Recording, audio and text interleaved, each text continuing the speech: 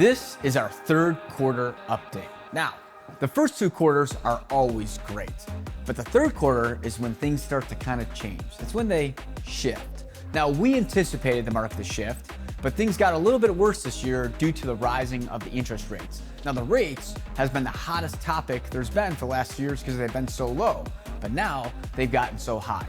And I tell people, hey, let's take a step back. Let's just look at the stats and what happened in the third quarter.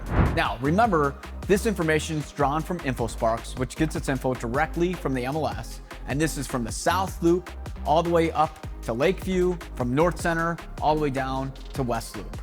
Let's look at prices. Prices were only up on average 1.75%, with Lincoln Park racking in the biggest height of price growth at 13.3%, and the Loop performing the worst at minus 5.3%.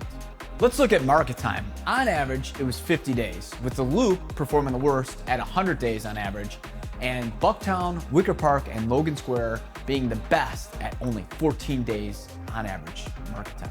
Now, let's look at months of inventory. This is my personal favorite stat. We're at now an average of 3.7 months, which is dangerously close to a balanced market.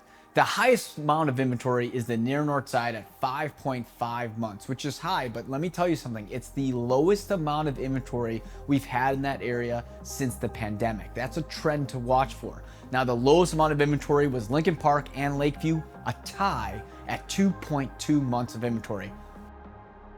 Let's look at the most important stat, and that's closings. They've been getting demolished this quarter. They are down on average 25%. That means that closings are down a quarter. That's huge. That shows you there's a big shift in the marketplace.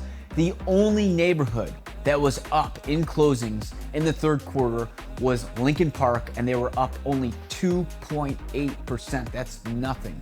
Now, the one that was crushed the most was South Loop. They were demolished with a negative 44.5% amount of closings. That means they had half the amount of closings almost of previous quarters.